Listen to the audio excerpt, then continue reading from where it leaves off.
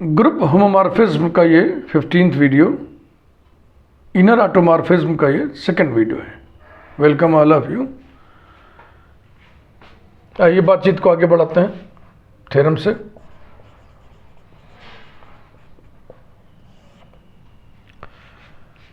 Late Z be the center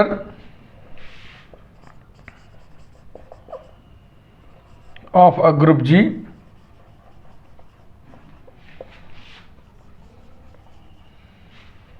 then prove that group of inner automorphisms, जिसको हम I of G लिखते हैं, is isomorphic to quotient group G by Z। और इसे prove करने में हम फंडामेंटल थ्योरम ऑफ होमोमॉर्फिज्म का इस्तेमाल करेंगे, जिसको फर्स्ट लॉ ऑफ आइसोमॉर्फिज्म भी बोलते हैं। ध्यान है ना, fundamental theorem of homomorphism. Every homomorphic image of a group is isomorphic to some quotient group. और वो सम कोसेंट ग्रुप लिखा जाता है स्टेटमेंट में, लेकिन वो खास कोसेंट ग्रुप होता है। वो कोसेंट ग्रुप होता है domain upon kernel of homomorphism. तो निश्चित रूप से ये domain upon kernel of homomorphism है। कौन सा होमोमॉर्फिज्म? जिसके अंडर ये इमेज है, होमोमॉर्फिक इमेज है। तो पहले आइए वही सब व्यवस्था करें, होमोमॉर्फिज्म डिफाइन करें, proof. Let us define a correspondence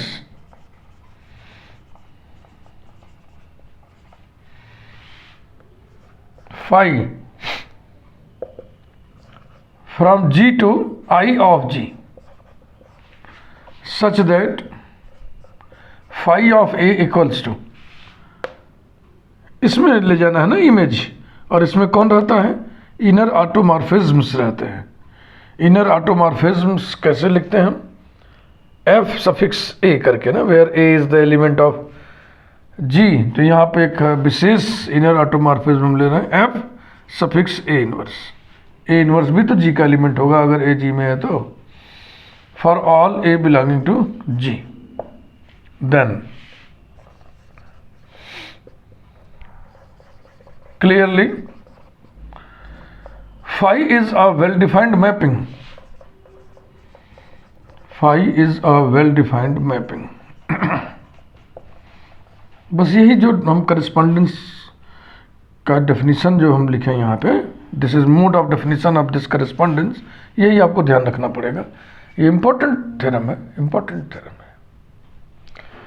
is a well defined mapping because x1 equals to x2 implies that phi of x1 equals to phi of x2, because A equals to B implies that A inverse equal to B inverse, and this implies that F suffix A inverse equals to F suffix B inverse, and this implies that F suffix A inverse माने phi of A equals to F suffix B inverse माने phi of B।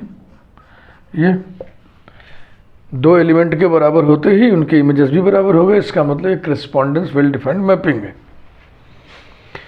अब इस correspondence को हम on to दिखाने जा रहे हैं, क्योंकि जब ये ऑन टू हो जाएगा ना, तब ये कोडोमेन ही रेंज बन जाएगा, यानी यही इमेज सेट हो जाएगा ऑन टू होने के नाते। The mapping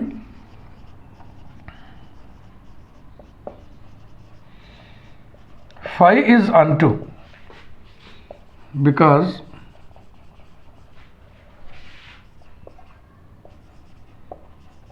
to each F suffix A inverse belonging to I of G there exists A belonging to G such that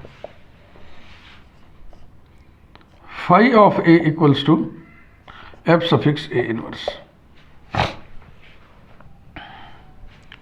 अब ऑनटू मैपिंग के लिए देखो, हमें ये बताना होता है कि कोडोमेन का हर एलिमेंट डोमेन के किसी एलिमेंट का इमेज है। अब जब आप पढ़ रहे हैं थ्योरम, लॉजिक पढ़ रहे हैं सब, तो एक टुटका हम बताते हैं बच्चों को कि ये जो मोड ऑफ डेफिनेशन लिखा होता है इसको गौर से देखो। ए एलिमेंट है और ये ए की इमेज है। तो एलिमेंट और इमेज को गौर से देखो। पहले इमेज देखो, इमेज में कौन कौन से लेटर्स का इस्तेमाल है, ए का इस्तेमाल है। अगर ये ए इधर भी है तो समझो कि फिर ऑनटू मैपिंग है, क्योंकि यहाँ पे ए कुछ भी बदलोगे तो यहाँ वही चेंज यहाँ हो जाएगा। जैसे एफ सफिक्स बी इनवर्स है तो यहाँ बी एक एलिमेंट बैठा है जिसका ये इमेज है।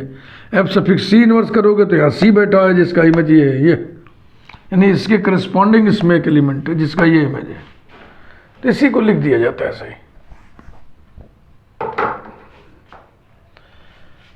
अब यहाँ तक का निचोड़ आप लिख लें, या पहले होमोमॉर्फिज्म भी दिखा लेना। Also phi is a homomorphism. Phi is a homomorphism because phi of AB equals to F suffix AB whole inverse, यही डेफिनेशन चल रहा है। Equals to F suffix reversal rule B inverse A inverse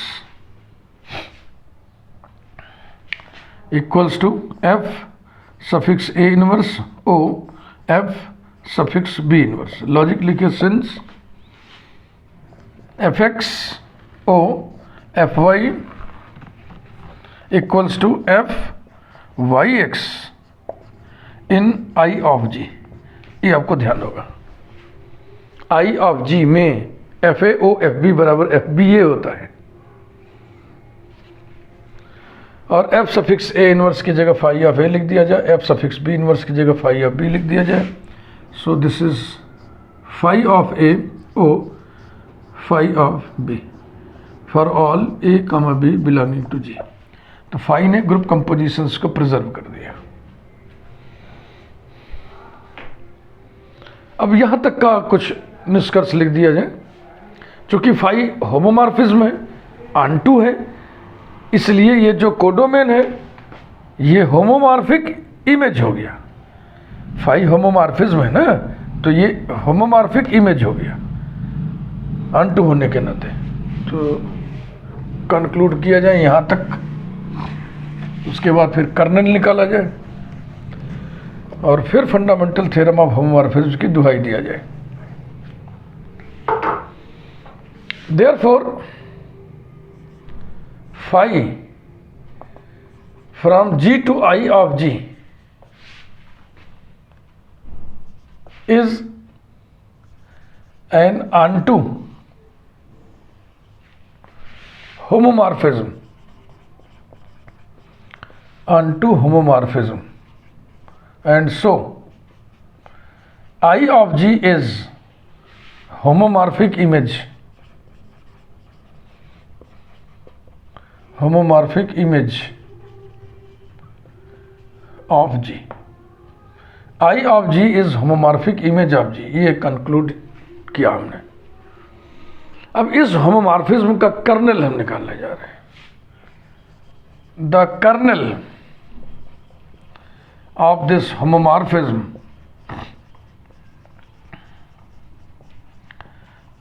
the kernel of this homomorphism phi is K equals to curly bracket. Domain के उन elements का ये set होता है जो कोडोमेन के आइडेंटिटी पर मैप्ड हो, यानी phi of A is equal to FE where FE is the identity of group of all inner automorphisms on G.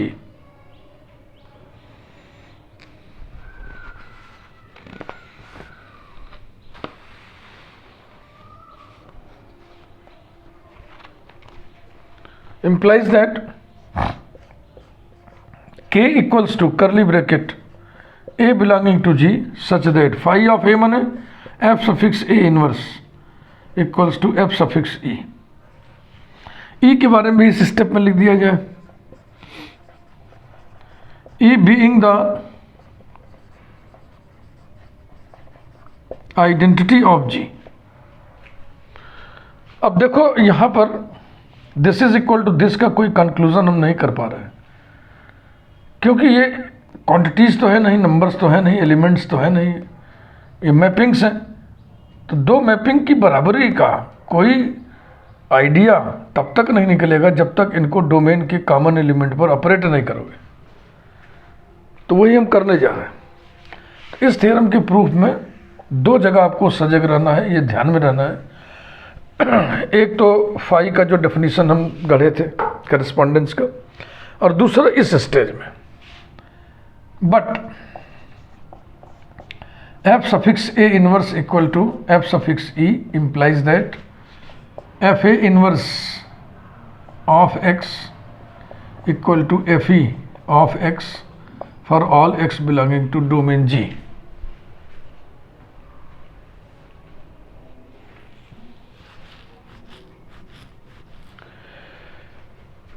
ये सब इनर ऑटोमॉर्फिज्म है। तो इनर ऑटोमॉर्फिज्म का डेफिनेशन आपको मालूम ही है। अगर एफ ए इनर ऑटोमॉर्फिज्म हो तो एफ ए एक्स को कहाँ मैप करेगा? ए इनवर्स एक्स ए पर। तो यही करिए अब, ये हो जाएगा ए इनवर्स का इनवर्स, बीच में रहेगा एक्स और फिर किनारे ए इनवर्स। अगर यहाँ ए है तो ए इनवर्स और ए के बीच में एक्स है, तो इसको बी मान लो, तो बी इनवर्स बी के बीच में एक्स है। वैसे इधर E inverse X E equals to E X E equals to X for all X belonging to ji.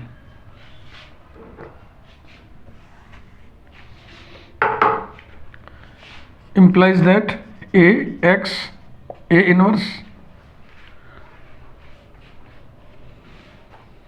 Colour का इस्तेमाल कर ले रहा,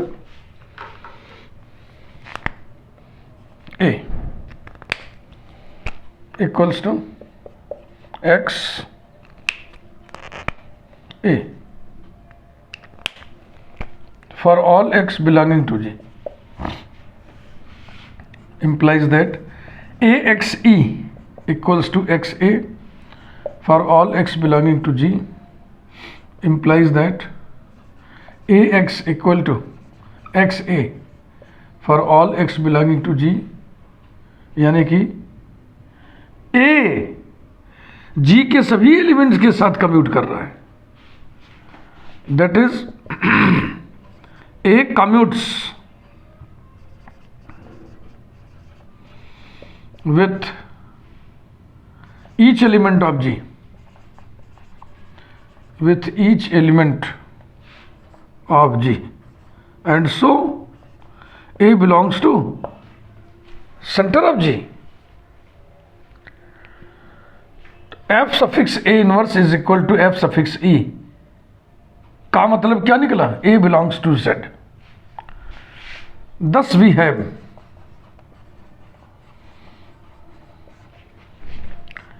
kernel K equals to curly bracket A belonging to G such that A belongs to center Z. ये न लिख करके उसका अर्थ लिख दिया हमने। अब ये उन एलिमेंट्स का सेट है जो G में भी है, Z में भी है, इसका मतलब दोनों में है। इसका मतलब ये बराबर हो जाएगा G इंटरसेक्शन Z और बराबर होगा Z, क्योंकि सेंटर Z G का सब ग्रुप होता है। सब ग्रुप है तो सबसेट होगा ही होगा। तो Z G का सबसेट है तो दोनों का इंटरसेक्शन छोटा वाला यही होगा Z।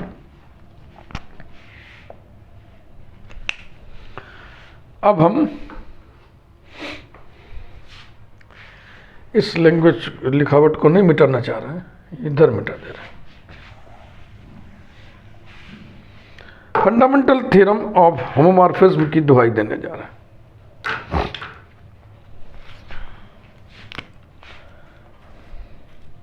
Bye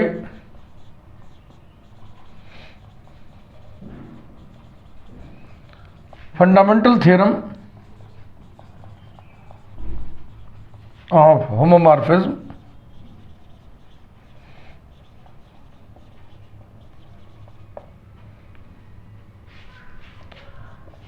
the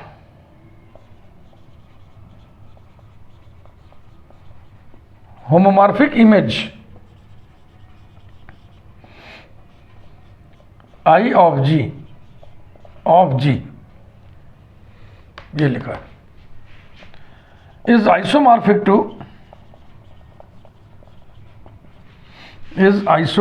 to the quotient group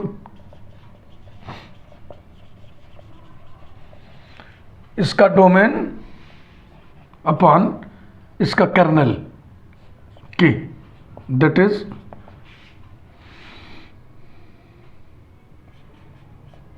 IG is isomorphic to G by Z, यही प्रूव करना था, हो गया। अच्छा, थ्योरम्स में इसकी गिनती है, पूछा जाता है ये कंपटीशंस में भी, यूनिवर्सिटी एग्जाम्स में भी।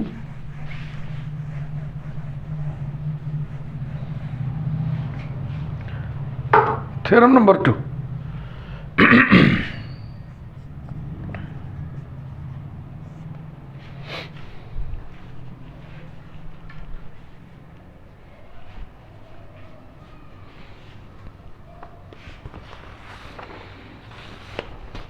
for an abelian group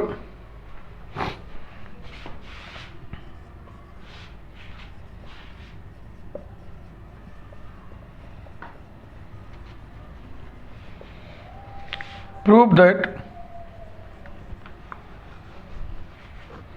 the only inner automorphism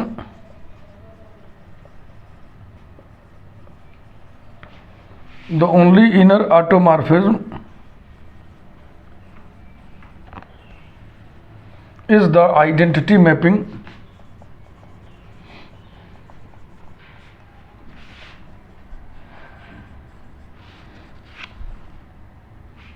whereas for non-abelian group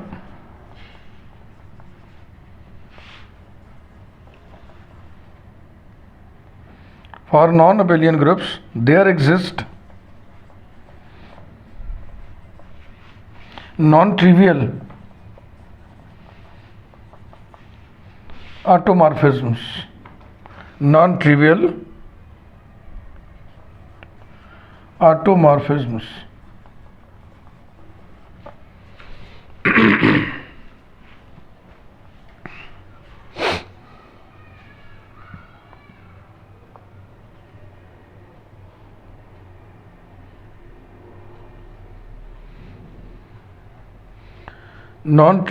inner automorphisms।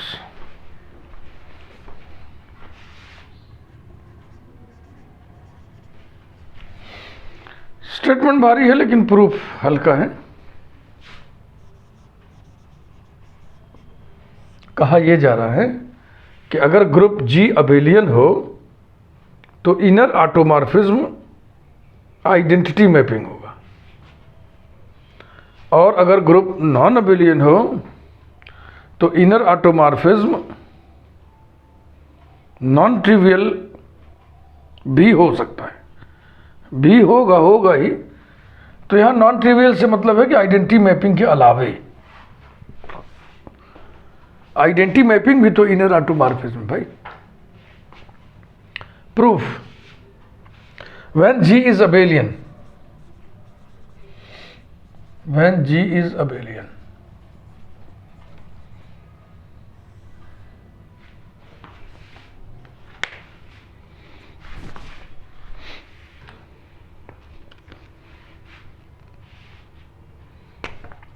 या पहले कुछ कॉमन बात कर लें तब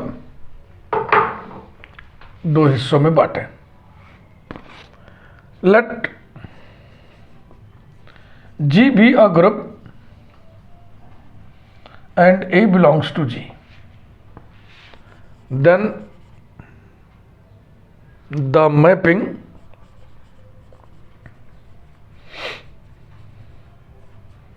FA from G to G such that FA of x equal to A inverse XA for all x belonging to G is an inner automorphism, is an inner automorphism.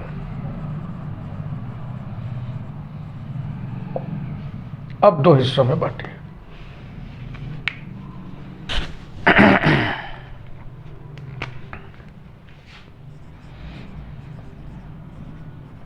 When G is abelian,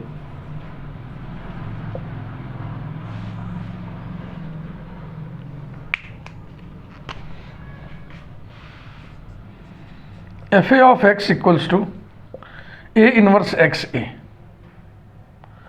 for all x belonging to G equals to A inverse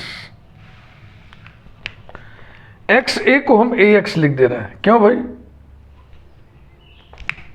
क्योंकि G abelian है.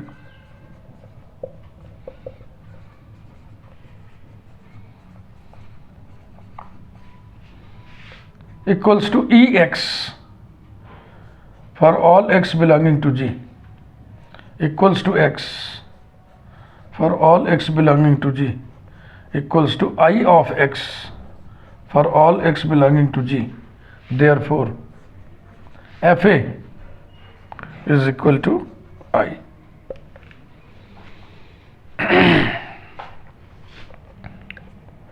A belongs to G.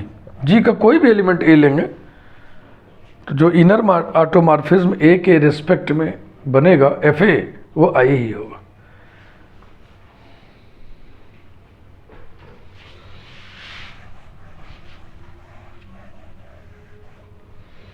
Thus,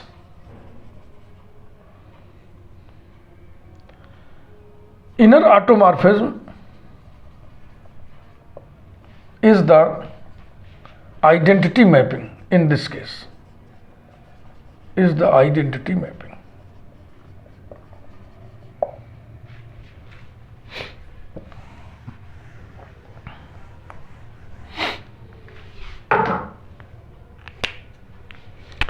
When G is non-abelian,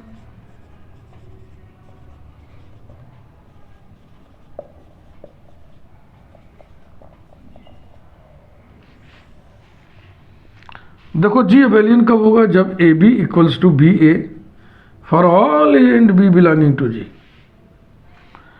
G का कोई भी जोड़ा हम ले लें element का A और B तो AB बराबर BA होना चाहिए.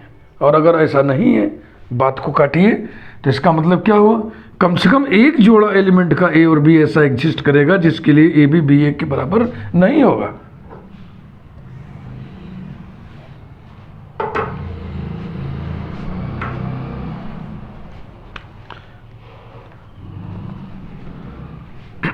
There exist at least two elements A and B, say, such that AB not equal to BA. Okay? Now,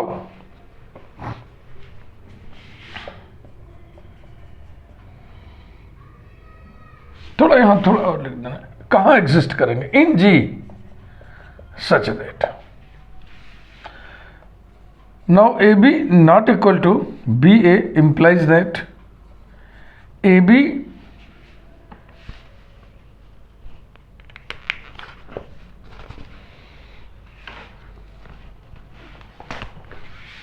A inverse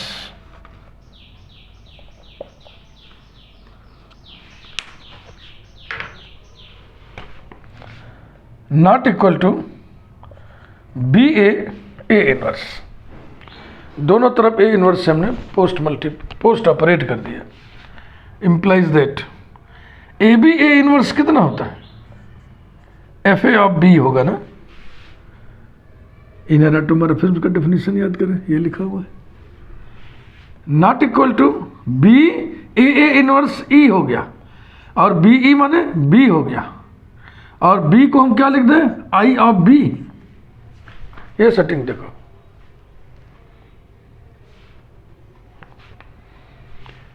इसी को फ्रेश बढ़िया से ऐसे लिख दो. That is F A of B not equal to I of B, यानी जो F A है वो आई के बराबर नहीं होगा। Thus, there exists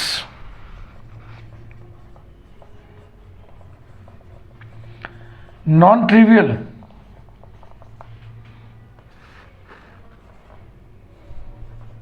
inner automorphism. Inner automorphism, यही मतलब था इस थ्योरम के प्रूफ का। वीडियो को लाइक करिए, चैनल यदि आपने अभी तक सब्सक्राइब ना किया हो तो चैनल को आप सब्सक्राइब कर दें। अब अगले वीडियो में ऑटोमॉर्फिज्म के कुछ मिसलेनियस प्रॉब्लम्स हम आपके सामने रखेंगे और उसके बाद फिर हम ग्रुप होमोमॉर्फिज्म्स के इस प्लेलिस्ट में डायरेक्ट प्रोडक्ट को घुसेड़ेंगे। न्यू एजुकेशन पॉलिसी के तहत जो सिलेबस आया है ग्रेजुएशन के लिए, उसमें कहीं भी डायरेक्ट प्रोडक्ट नहीं लिखा हुआ है, इसलिए हमें डायरेक्ट प्रोडक्ट कहीं ना कहीं इंसर्ट करना पड़ेगा। मैं यही इंसर्ट कर दे रहा हूँ क्योंकि डायरेक्ट प्रोडक्ट के प्रॉब्लम्स में आइसोमॉर्फिज्म घुसा रहता है। Thank you.